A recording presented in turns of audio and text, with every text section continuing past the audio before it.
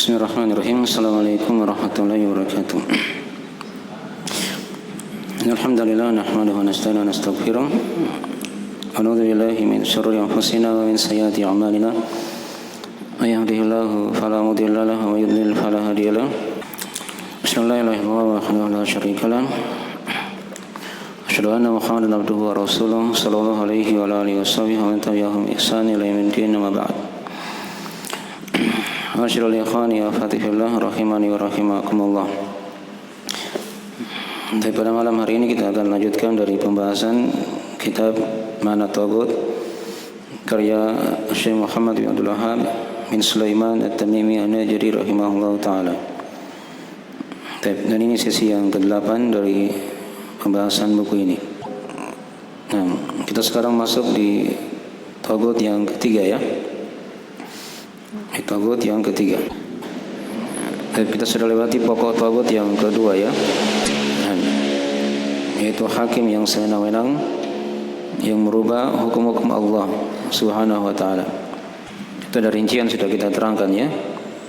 Yang kafir itu yang merupakan taghut ketika dia merubah hukum yang tadinya sudah ada hukum Allah di situ, Al-Qur'an, Sunnah, dia masuk, dia rubah, gitu ya. Itu yang dikatakan taghut. Dia rubah dengan hukum selain hukum Allah. Maka ini dikatakan taghut. Apakah itu penguasa atau hakimnya sendiri? Ya, itu semuanya dikatakan taghut. Dibedakan kalau hukumnya sudah berjalan di suatu negeri, ada hukum yang sudah lama berjalan, datang penguasa yang baru atau hakim yang baru misalnya, ya, dia tidak bisa merubah, dia hanya ikut dari peraturan-peraturan di situ, hukum yang ada, ya, maka ini tidak dikatakan taghut karena dia tidak merubah hukum Allah Subhanahu wa taala. Ada yang sifatnya dosa besar, ada yang sifatnya dari hal yang dimaafkan ketika dia sudah terpaksa menjalankan dari hukum tersebut. Tapi sekarang kita masuk di pokok taghut yang ketiga. Kata Syekh rahimahullah taala, wa tsalitsu alladhi yahkumu bighairi ma anzalallah. Wa dalil qauluhu ta'ala, wa man lam yahkum bima anzalallah fa ulaika humul kafirun. Ini surah Al-Maidah ayat 44. Pokok taghut yang ketiga kata beliau yaitu orang yang berhukum dengan selain apa yang diturunkan oleh Allah. Dalilnya adalah firman Allah Ta'ala, wa man lam yahkum bima anzalallah fa ulaika humul kafirun. Dan siapa saja yang tidak berhukum dengan apa yang Allah turunkan, maka mereka itulah orang-orang yang kafir. Ya. Baik, ini ayat kalau kita baca lengkapnya diterangkan di surah Al-Maidah ya. Ayat ke-44 itu ini tentang kisah orang-orang Yahudi ya, yang diturunkan kepada mereka kitab Taurat ya. Dan ayat ini yang semisalnya itu ada 3 macam di surah Al-Maidah ya. Ada ayat ke-44 dikatakan di situ faulaika humul kafirun. Ada ayat ke-45 dikatakan di situ faulaika humudz zalimun. Ya. Ada ayat yang ke-47 dikatakan di situ faulaika humul fasikun. Ya, sama semuanya. Wa man lam yahkum bima anzalallah faulaika humul kafirun. Wa man lam yahkum bima anzalallah faulaika humudz zalimun. Wa man lam yahkum bima anzalallah faulaika humul fasikun. Itu ada 3 lafaz di surah Al-Maidah. Ya. Di situ dikatakan oleh Allah Subhanahu wa taala, "Inna anzalna at-taurata fiha huda wa nur. Yahkumu biha an-nabiyyuna alladhina aslamu lilladhina hadu. War-rabbaniyuna wal ahbaru bima istuhfidhu min kitabillah. Wa kanu 'alaihi syuhada. Fala takhshawun nasa wakhshawni wa la tashtaru bi ayati thamanan qalila." Wa man lam yahkum bima anzalallah fa ulaika humul kafirun. Itu lengkapnya ya ayatnya. Dikatakan oleh Allah, inna anzalna Taurah, sesungguhnya kami lah yang telah menurunkan Taurat. Taurat diberikan oleh Allah kepada Nabi siapa? Nabi Musa alaihissalam. Ya. Fiha hudan wa nur, padanya itu ada petunjuk dan cahaya.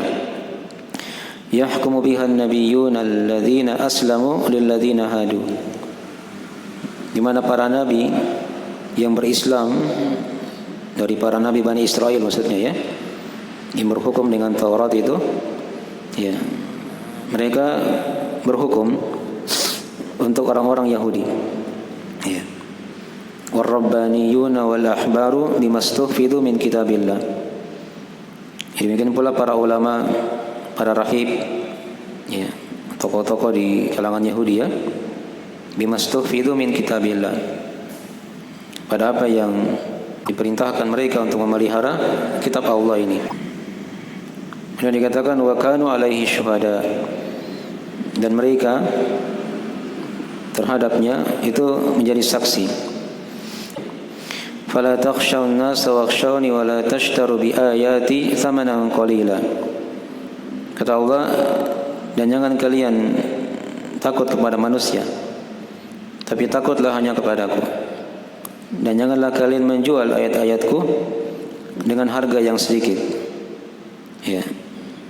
Maksudnya dia gunakan ayat-ayat Allah untuk mencari dunia. Ya, mencari dunia. Kemudian dikatakan di akhir ayat, wa man lam yahkum bima anzalallah fa ulaika humul kafirun. Ya, dan siapa saja yang tidak berhukum dengan hukum Allah, maka mereka itulah orang-orang yang kafir. Ini ayat ke-44. Wa katabna 'alaihim fiha anna an-nafsa bin-nafsi wal 'ayna bil-'ayni wal anfa bil-anfi wal udhuna bil-udhuni was sinna bis-sinni wal juruha qisas. Faman tasaddaqa bihi fahuwa kaffaratul lah. Wa man lam yahkum bima anzalallah fa ulaika humudz zalimun. Ya. Ini masih lanjutan ayat sebelumnya ya. Kata Allah, wa katabna 'alaihim fiha, dan kami tetapkan atas mereka dalam Taurat itu ya, anna an-nafsa bin nafs ya, maksudnya nyawa dibayar dengan nyawa. Jadi kalau ada yang membunuh dikisos gitu kan, dibunuh juga. Itu hukum dalam Taurat. Ya. Baik. Wal 'aina bil 'aini. Ya. Mata dibayar dengan mata. Ya. Wal anfa bil anf. Hidung dibayar dengan hidung. Kalau misalnya ada yang rusaki matanya orang, maka dikisos juga, dia rusaki juga apa? Matanya. Ada yang potong hidungnya orang, dipotong juga hidungnya. Ya. Wal udhun bil udhun. Ya, telinga dengan telinga sama seperti itu. Ya, was sinna bis sin. Gigi dengan gigi. Itu hukum Allah ya dalam Taurat. Wal juruha qisas. Demikian pula luka-luka itu juga ada qisas. Ya, jadi dibalas. Semisalnya. Ini namanya apa ini? Hukum Allah dalam kitab Taurat. Faman tasaddaqa bihi fahuwa kafaratul lah. Ya, siapa yang bersedekah, maksudnya dia maafkan begitu ya, maka itu sebagai kafarah baginya, tidak dikisos.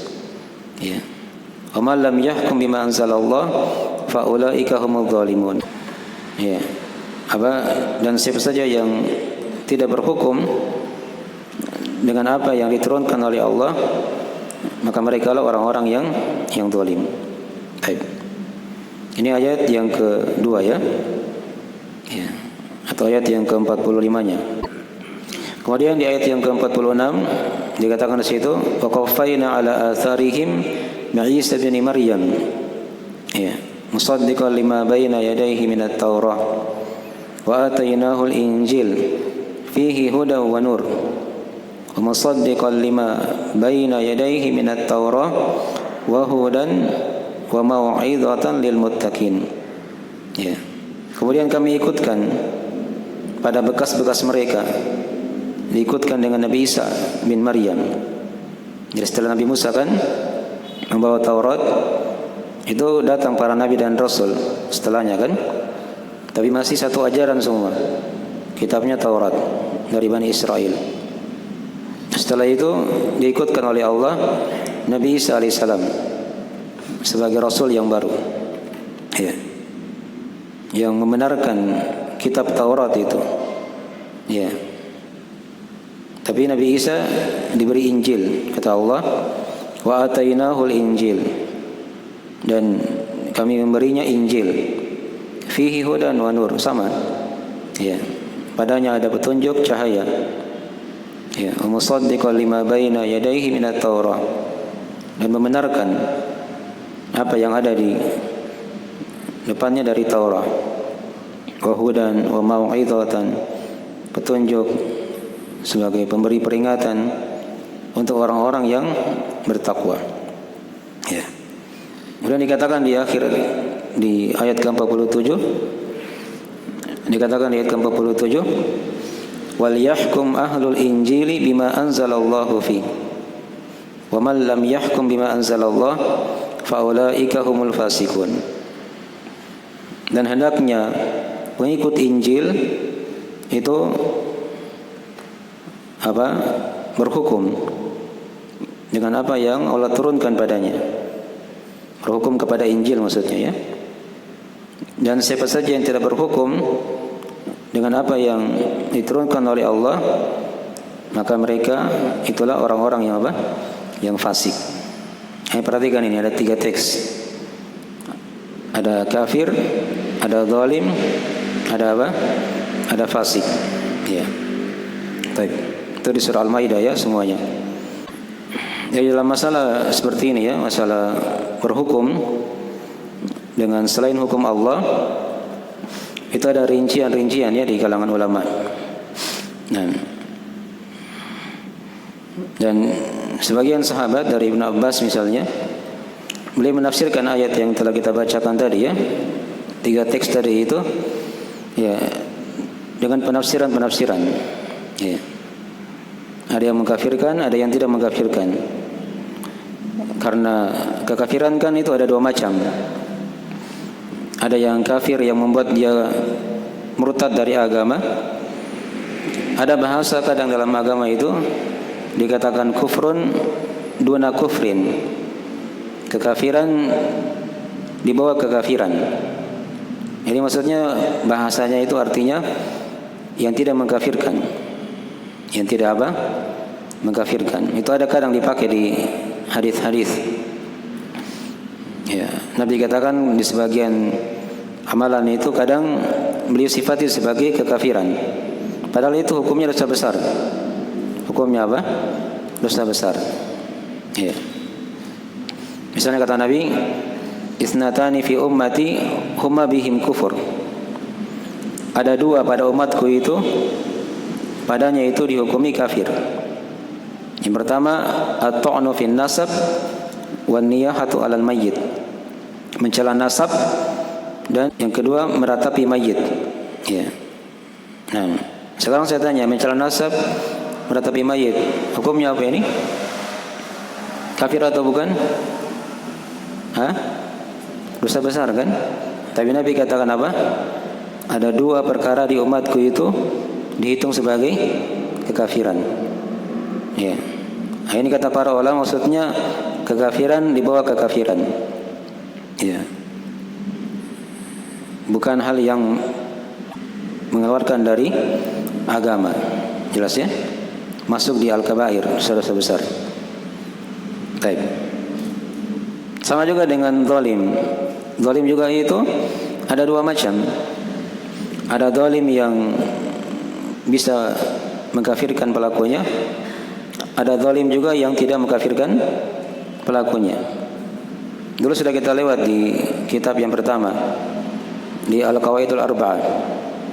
Kesyirikan kan disifatkan dalam Al-Quran sebagai kezaliman yang paling yang paling besar. Inna syirka la zulmun azim, kata Allah kan, sungguh kesyirikan itu adalah kezaliman yang paling besar. Jadi ada zalim yang bisa mengeluarkan dari Islam, ada zalim yang tidak sampai di situ. Jelas ya? Masuk dari dosa-dosa besar. Ya. Sama juga dengan kefasikan. Ya. Kefasikan juga seperti itu. Ada fasik yang bisa mengkafirkan, ada fasik yang tidak apa? Mengkafirkan. Dan orang-orang kafir itu disifatkan dalam Al-Quran di sebagian ayat, faulaika humul fasikun. Ya. Jadi ada ayat-ayat dalam Al-Quran dalam masalah hukum orang kafir, kadang mereka juga dikatakan fasik. Ya. Dikatakan fasik. Ya. Nah, di sini kesimpulannya kata para ulama, siapa yang tidak berhukum dengan apa yang diturunkan oleh Allah, ya, maka dia bisa jadi kafir, ya, atau tidak kafir, ya. Bisa jadi zalim yang membuat dia kafir juga, atau zalim yang tidak apa? Mengkafirkan. Bisa jadi fasik yang membuat dia kafir, dan juga bisa jadi fasik yang tidak apa? Membuat dia kafir. Jelas ya? Itu 3 ayat ya, dipadukan semua. Dalam masalah berhukum dengan selain hukum Allah, itu para ulama ada rincian-rincian. Ya. Ada yang mengkafirkan, ada yang tidak sampai mengkafirkan. Jelas ya? Baik. Yang paling bagusnya itu kita lihat dari rincian Syekh bin Baz rahimahullahu taala. Ya. Beliau membagi menjadi 4 tingkatan dari orang yang berhukum dengan selain apa yang diturunkan oleh Allah Subhanahu wa taala. Yang pertama itu kata beliau, ya, jika dia meyakini bahwasanya hukum selain hukum Allah, ya, itu lebih utama daripada hukum Allah, maka ini hukumnya kafir. Ini hukumnya apa? Kafir dengan kekafiran yang besar, murtad dari agama. Ketika dia meyakini, dia katakan bahasanya hukum selain hukum Allah itu lebih baik, lebih utama, gitu ya, lebih afdol daripada hukum Allah. Ini hukumnya apa? Hukumnya kafir. Ya, dengan kekafiran yang membuat dia murtad dari agama. Itu kondisi yang pertama. Kondisi yang kedua, ya, dia menyamakan antara hukum selain hukum Allah dengan hukum Allah.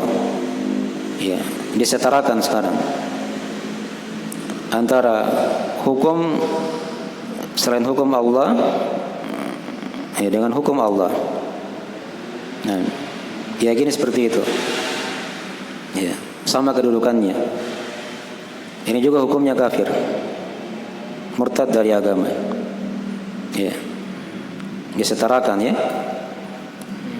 Kalau tadi yang pertama dia angkat lebih tinggi hukum selain hukum Allah, ya, di atas hukum Allah, itu jelas kafirnya.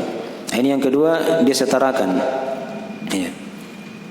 Ini juga masuk dalam kekafiran, kesyirikan.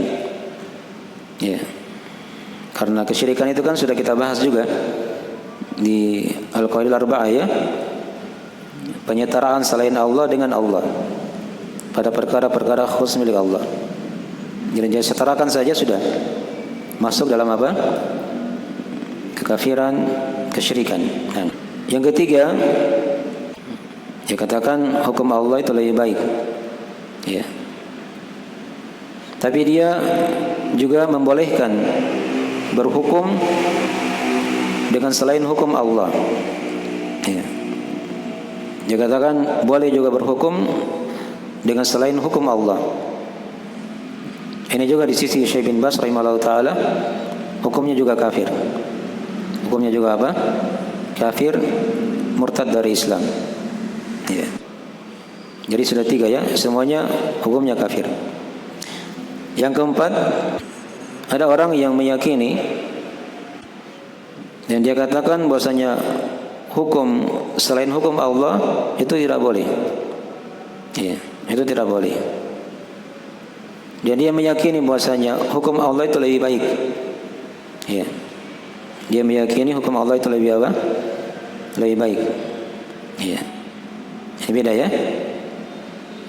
Salam tadi ya. Yang keempat ini dia meyakini dan dia katakan bahwasanya hukum selain hukum Allah itu tidak boleh dipakai.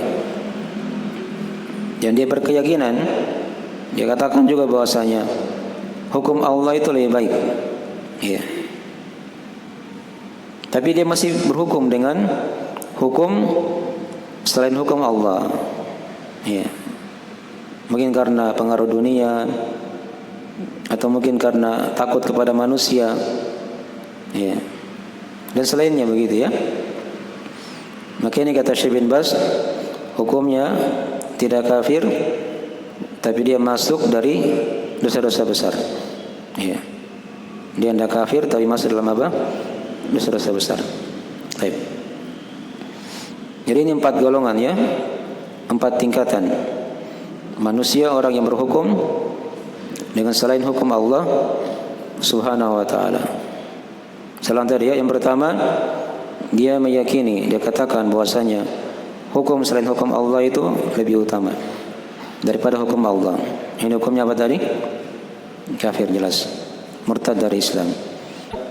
Yang kedua dia setarakan, dia menyamakan, sama itu kedudukannya antara hukum selain hukum Allah dengan hukum Allah. Ini juga hukumnya apa? Kafir, masuk dalam kesyirikan. Yang ketiga tadi, ya, dia meyakini dan dia katakan bahwasanya hukum Allah itu lebih baik, tapi dia membolehkan berhukum dengan selain hukum Allah. Makanya juga hukumnya kafir menurut Syekh bin Baz rahimahullah taala. Dan yang keempat, dia meyakini dan dia katakan bahwasanya hukum selain hukum Allah itu tidak boleh dipakai. Dan dia meyakini bahwasanya hukum Allah itu lebih apa? Lebih baik. Ya.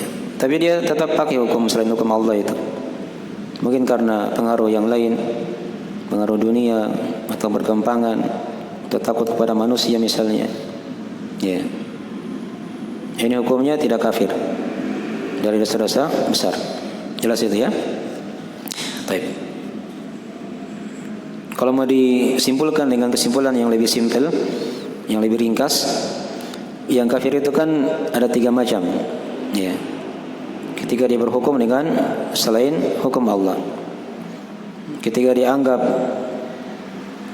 selain hukum Allah lebih tinggi, atau dia setarakan, atau dia anggap apa? Boleh dipakai. Itu aja. Itu hukumnya apa? Kafir. Ya.